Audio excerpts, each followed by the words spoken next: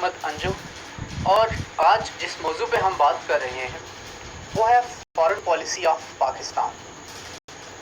सबसे पहले हम बात करेंगे कि फॉरेन पॉलिसी होती क्या है। फॉरेन पॉलिसी बुनियादी तौर पे एक स्टेट की या एक नेशन स्टेट की इंटरनेशनल रिलेशंस में या इंटरनेशनल सिस्टम में वो पॉलिसी होती है या वो डिसीजंस होते हैं जो स्टेट टू स्टेट इंटरेक्शन में और स्टेट टू स्टेट रिलेशंस में जो एक मुल्क दूसरे मुल्क की तरफ जो पॉलिसी रखता है उसको आप फॉरेन पॉलिसी कहते हैं। इसको इलस्ट्रेट करते हुए आप यूँ समझें कि फॉरेन अफेयर्स के कॉन्टेक्स्ट में या स्टेट टू स्टेट रिलेशंस के कॉन्टेक्स्ट में जो काम एक स्टेट चूज़ करती है कि उसने किसी दूसरी स्टेट को लेके वो काम करना है या फिर उसने किसी दूसरी स्टेट को लेके वो काम नहीं करना, उसको आप कहते हैं कि ये स्टेट ए की स्टेट बी की तरफ फॉरेन पॉलिसी है। हम बात करते हैं जब अफ़गानिस्तान की तरफ, तो अफ़गानिस्तान की तरफ हम बात जब करते हैं पाकिस्तान की फॉरेन पॉलिसी की, तो हम कहते हैं कि अफ़गानिस्तान में हमें इंडिया की प्रेजेंस नहीं चाहिए।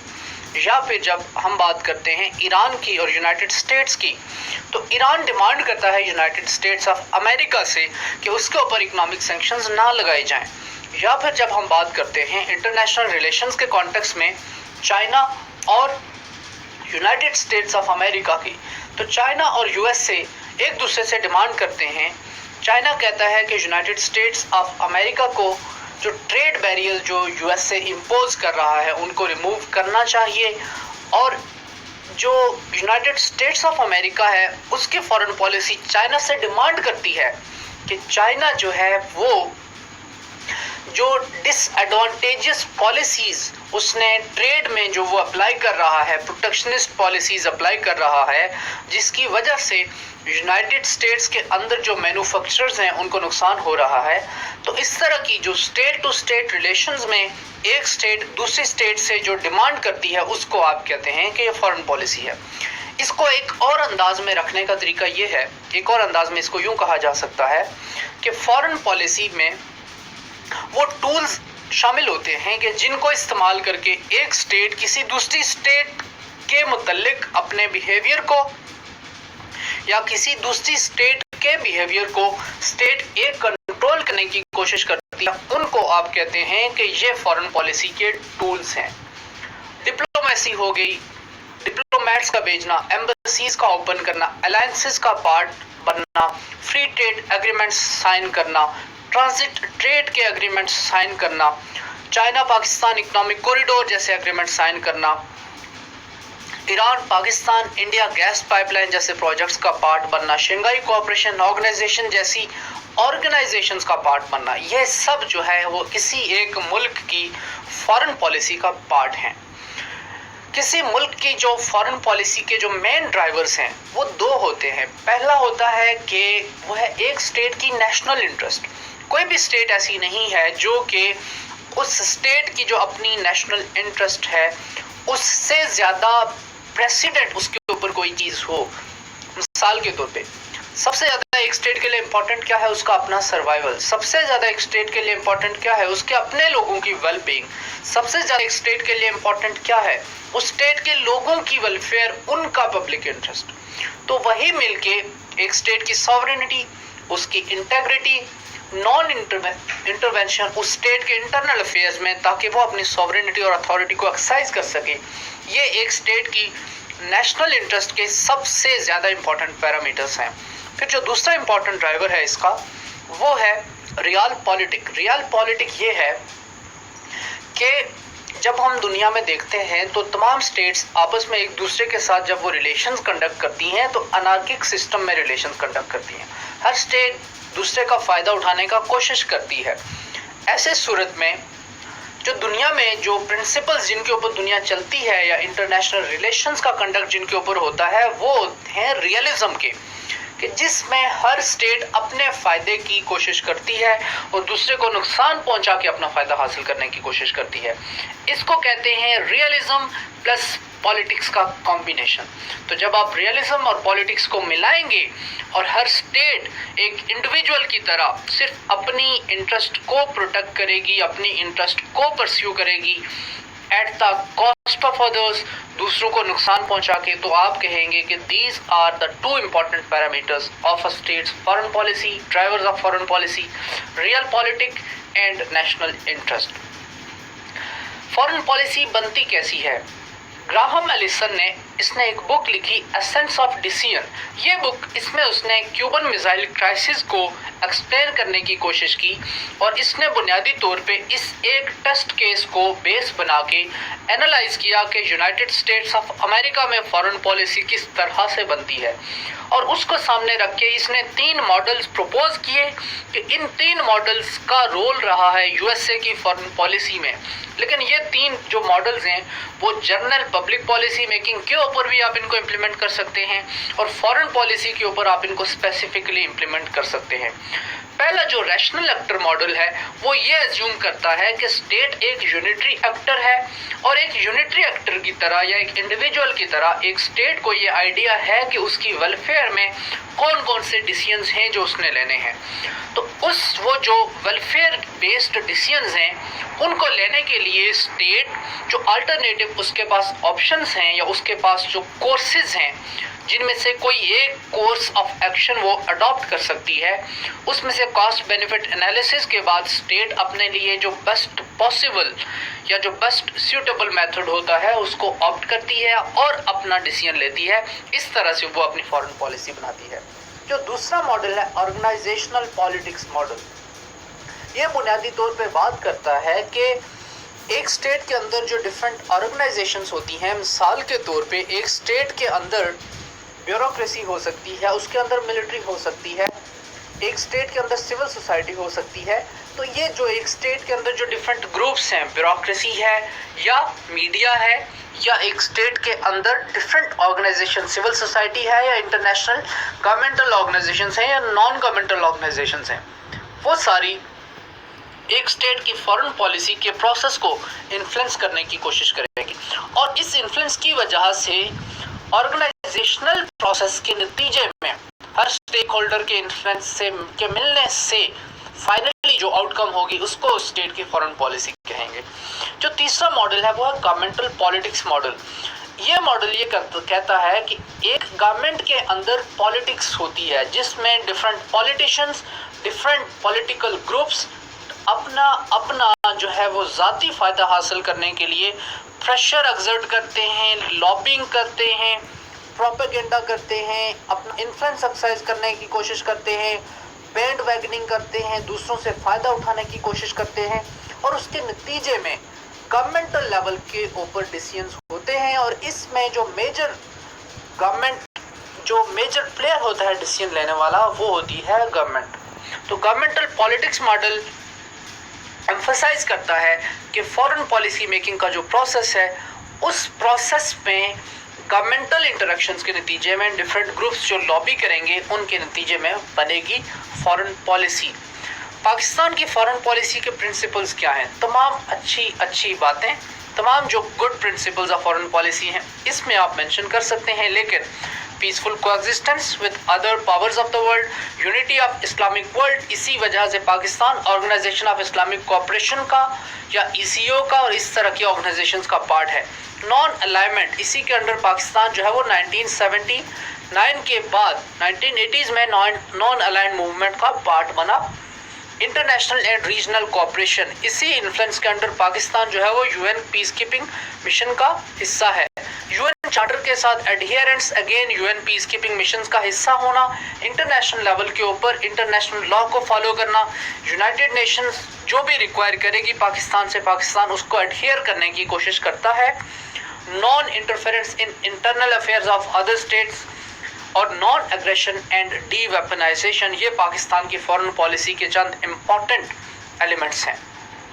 पाकिस्तान की फॉरेन पॉलिसी के डिटर्मिनेंट्स या पाकिस्तान की फॉरेन पॉलिसी के एलिमेंट्स की अगर हम बात करें तो हम देखते हैं कि जियो स्ट्रेटेजिक कॉन्टेक्स्ट में पाकिस्तान एक ऐसी जगह के ऊपर बेस्ड है कि जहां पर नॉर्थ में चाइना जैसी और रशिया जैसी सुपर पावर्स हैं, ईस्ट में इंडिया जैसी हॉस्टाइल पावर बैठी हुई है, वेस्ट में एक इनस्टेबल अफगानिस्तान है कि जहां पर ग्लोबल वार ऑन टेरर चल रही है और उसी से थोड़ा सा हटके नॉर्थ वेस्ट में सेंट्रल एशियन रिपब्लिक्स हैं जो कि ऑयल रिच हैं, और पाकिस्तान के साउथ में जो है one of the most important international oceans जो है उनमें से एक, इंटरनेशनल सीज में से एक है, वो है इंडियन ओशन। और पाकिस्तान की जो प्रॉक्सिमिटी है पर्शियन गल्फ के साथ, उसकी वजह से भी पाकिस्तान को फॉरेन पॉलिसी के कॉन्टेक्स्ट में बहुत सारा क्लाउड मिलता है। इसी कॉन्टेक्स्ट को आपने जहन में रख के ग्वादर को भी इसी नजरिए से समझना है। आपने चाइना पाकिस्तान इकोनॉमिक कॉरिडोर के प्रोजेक्ट्स को भी इसी खाते में रखना है। तो जियो स्ट्रेटेजिक लोकेशन पाकिस्तान को इम्पोर्टेंट बनाती है, सेंट्रल प्लेयर बनाती है। यही रीज़न थी कि पाकिस्तान जो है ग्लोबल वार ऑन टेरर में नॉन नेटो एलाई का स्टेटस पाकिस्तान को यूनाइटेड स्टेट्स ऑफ अमेरिका ने दिया या फिर अता किया। तो जियो स्ट्रेटेजिक लोकेशन पाकिस्तान की बहुत इंपॉर्टेंट है। जो दूसरा इंपॉर्टेंट फैक्टर रहा है वो है कोल्ड वार। ये कैसे रहा है इसके ऊपर मैं बात करूंगा। पाकिस्तान कोल्ड वार में largely United States of America के साथ अलाइंड रहा है, जिसकी वजह से 1950s में और 60s में हमारी फॉरेन पॉलिसी इन्फ्लुएंस हुई, और वही बात हमें अगेन 1970s में नजर आती है। Nuclearization of south Asia, Pakistan का न्यूक्लियर प्रोग्राम को परस्यू करना, नॉन प्रोलिफरेशन ट्रीटी का पार्ट न बनना और पाकिस्तान की एक इवॉल्व्ड न्यूक्लियर डॉक्ट्राइन को कंटेन करना, ये वो रीजंस हैं जो कि इस फैक्टर से स्टेम होते हैं। और ग्लोबल वार ऑन टेरर में पाकिस्तान जो है वो यूनाइटेड स्टेट्स ऑफ अमेरिका का अलाय बना। उसकी रीजन वो आप जानते हैं कि स्ट्रेटेजिक कंपल्शंस की वजह से पाकिस्तान जो है वो ग्लोबल वार ऑन टेरर का पार्ट बना। लेकिन ग्लोबल वार ऑन टेरर ने पिछले 20 सालों में पाकिस्तान की फॉरेन पॉलिसी को बहुत इन्फ्लुएंस किया है। इसकी वजह से हमें एफ पाक जैसी डॉक्ट्राइन्स नज़र आती हैं। इसकी वजह से हमें पाकिस्तान को फैटफ की ब्लैक ग्रे लिस्टिंग में पाकिस्तान को शामिल किया जाना नज़र आता है। ग्लोबल वार ऑन टेरर के अंडर ही पाकिस्तान में 60,000 प्लस लोगों ने अपनी लाइफ लॉस की है। $130 बिलियन प्लस का पाकिस्तान को नुकसान हुआ है। इसी वॉर के अंडर पाकिस्तान ने नेशनल एक्शन प्लान जैसे नेशनल इंटरनल सिक्योरिटी पॉलिसी जैसे इंस्ट्रूमेंट्स डिवाइस किए हैं। इसी ग्लोबल वार ऑन टेरर के इन्फ्लुएंस के अंडर जो है वो पाकिस्तान ने ना सिर्फ यूएसए के साथ कोऑपरेट किया है, बल्कि दुनिया के डिफरेंट रीजन्स में यूएन के साथ मिलकर पाकिस्तान जो है ऐसे ट्रबल्ड रीजन्स में या हॉस्टाइल रीजन्स में पीस को मेंटेन करने के लिए अपने पीस कीपिंग मिशन भेजता है, जो यूनाइटेड नेशन के अम्ब्रेला के अंडर इन कंट्रीज में ऑपरेट करते हैं। मिलिट्री कैपेबिलिटी के लिहाज से पाकिस्तान के पास one of the most powerful militaries है पाकिस्तान दुनिया के कंट्रीज के हिसाब से अगर हम बात करें, जिसकी वजह से Pakistan time and again India से थ्रेटन फील करने की वजह से भी या एक हॉस्टाइल इंडिया की वजह से भी पाकिस्तान इंडिया के साथ तो वॉर्स लड़ चुका है। फिर ईस्ट पाकिस्तान की सेपरेशन भी आपने इसी कॉन्टेक्स्ट में देखनी है। तो पाकिस्तान का जो मिलिट्री का एंगल है या एक पावरफुल सिक्योरिटी स्टेट होने का एंगल है, या पाकिस्तान के पास एक इंडिपेंडेंट न्यूक्लियर प्रोग्राम का होना है, और इसमें एक हॉस्टाइल इंडिया जो कि पाकिस्तान से कई गुना बड़ा है, और इस तरह के हॉस्टाइल कंट्री के साथ कश्मीर जैसे इशू का या कश्मीर जैसे डिस्प्यूट का होना, ये पाकिस्तान की फॉरेन पॉलिसी के ऊपर एक परमानेंट और लास्टिंग इम्प्रिंट छोड़ता है। पाकिस्तान के फिर अपने कुछ डोमेस्टिक कॉन्स्टेंट्स हैं, जिसमें इंटर प्रोविंशियल डिस्कॉर्ड, कुछ एथनिक और सेक्टेरियन कॉन्फ्लिक्ट्स जो हैं बलूचिस्तान में और फाटा में इंसर्जेंसी, इस तरह के प्रॉब्लम्स हैं जो कि पाकिस्तान की फॉरेन पॉलिसी को इन्फ्लुएंस करते हैं। इकोनॉमिक कॉन्टेक्स्ट में अगर हम बात करें तो किंगडम ऑफ सऊदी अरेबिया का पाकिस्तान को कुआलालंपुर समिट में शिरकत ना करने देना, या इंटरनेशनल मॉनेटरी फंड के साथ 23rd पाकिस्तान जो है वो 23rd बेल आउट पैकेज में इंटर हुआ एक्सटेंडेड फंड फैसिलिटी के अंडर। तो ये ऐसी चीज़ें हैं, या फाटफ की ग्रे लिस्टिंग होने के बाद पाकिस्तान का अपना जो एंटी मनी लॉन्ड्रिंग या काउंटर फाइनेंसिंग टेररिज्म से मुतल्लिक पाकिस्तान के अंदर जो रिजीम है उसमें चेंजेस करने की कोशिश करना, ये सारी वो चीज़ें हैं कि जो इकोनॉमिक फ्रंट के ऊपर पाकिस्तान की फॉरेन पॉलिसी को इन्फ्लुएंस करती हैं। फिर हम देखते हैं कि जब पाकिस्तान को एक इंडिया जैसे हॉस्टाइल कंट्री के साथ उस हॉस्टाइल कंट्री को कन्फ्रंट करना पड़ता है इंटरनेशनल लेवल के ऊपर, तो फिर इकोनॉमी बहुत ज़्यादा इम्पॉर्टेंट हो जाती है। इसी इकोनॉमी की वजह से फिर हम देखते हैं कि अदरवाइज जो पहले हिस्टोरिकली पाकिस्तान के साथ kingdom of Saudi Arabia, GCC states जो अलाइंड थी, वो पाकिस्तान की एक वीक इकोनॉमी होने की वजह से इंडिया की तरफ जा रहे हैं। तो एक नेचुरल इकोनॉमिक पुल जो है वो बहुत ज़्यादा इम्पॉर्टेंट हो जाता है और ये स्टेम करता है आपके मुल्क की इकोनॉमी से। Type of government is again very important. Pakistan में डिफरेंट डेकेड्स में 60s में, 80s में और अर्ली 2000s में डिक्टेटरशिप या डिक्टेटोरियल रिजीम्स रही हैं। उनके अंडर जो है वो डिफरेंट किस्म की पॉलिसीज़ हमें नज़र आती हैं और जो इलेक्टेड गवर्नमेंट्स रही हैं उनके अंडर जो है वो हमें डिफरेंट पॉलिसीज़ नज़र आती हैं। उनका एक हिस्टोरिकल एनालिसिस हम करेंगे। एक्सटर्नल फ्रंट के ऊपर मैं अगर बात करूं तो डिफरेंट जो डिफरेंट फैक्टर्स हैं जो पाकिस्तान की फॉरेन पॉलिसी को इन्फ्लुएंस करते हैं, उनमें से पहला जो फैक्टर है वो है पाकिस्तान की जियोग्राफिकल लोकेशन।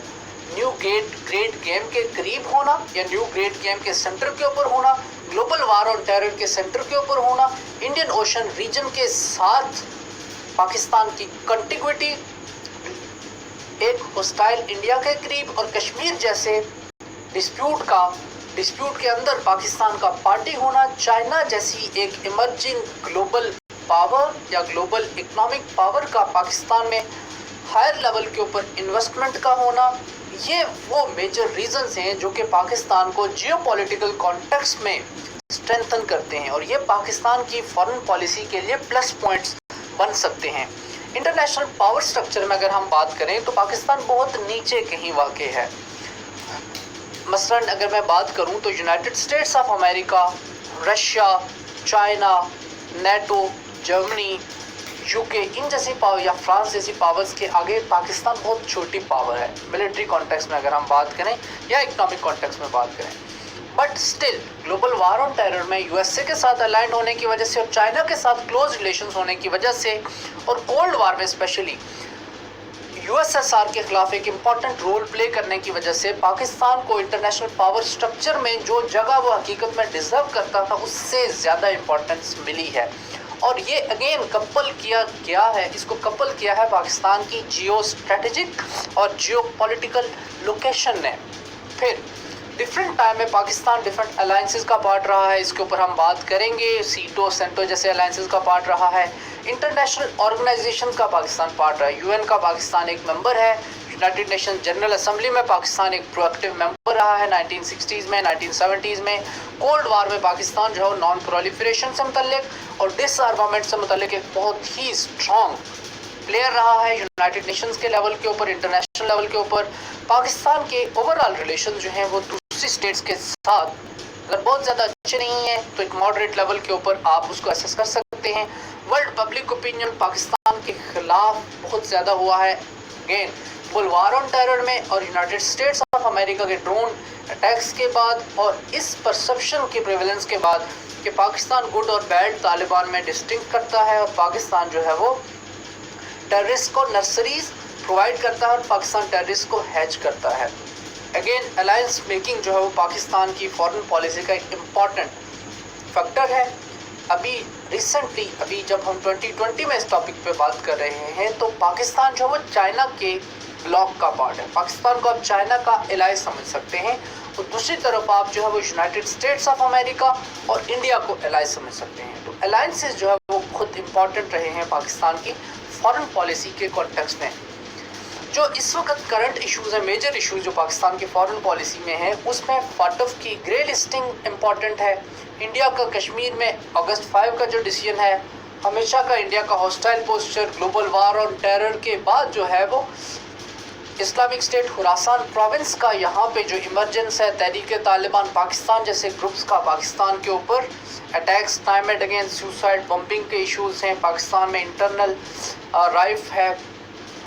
फिर अफ़गानिस्तान हमेशा से बोन ऑफ कंटेंशन रहा है पाकिस्तान के लिए, हमेशा से पाकिस्तान के लिए मिसाइल रहे हैं। Withdrawal of US troops from Afghanistan, अभी अफ़गानिस्तान के कॉन्टेक्स्ट में ही पीस प्रोसेस जो है वहाँ पे ये बहुत इंपॉर्टेंट है पाकिस्तान के लिए, क्योंकि इसके जो इम्पैक्ट्स है वो पाकिस्तान के ऊपर भी होंगे। पाकिस्तान भी इसके रेपरकशंस फील करेगा, पाकिस्तान के ऊपर भी इसके नेगेटिव एक्सटर्नलिटीज़ होंगी। China Pakistan economic corridor another important factor, Taliban की इंसर्जेंसी अफगानिस्तान में, मिडल ईस्ट के अंदर जो हालात चल रहे हैं, कुआलालंपुर समिट, ये वो लेटेस्ट डेवलपमेंट्स हैं जो कि पाकिस्तान की फॉरेन पॉलिसी के कॉन्टेक्स्ट में बहुत ही ज़्यादा इम्पोर्टेंट हैं। इसी टॉपिक को आगे कंटिन्यू करेंगे हम और पाकिस्तान की फॉरेन पॉलिसी के कुछ और एस्पेक्ट्स के ऊपर बात करेंगे और हम ट्रेस करने की कोशिश करेंगे कि हिस्टोरिकली पाकिस्तान की फॉरेन पॉलिसी डिफरेंट डेकेड्स में क्या क्या रही है। अपना ख्याल रखिएगा, आपसे इजाज़त चाहते हैं। अल्लाह हाफ़िज़।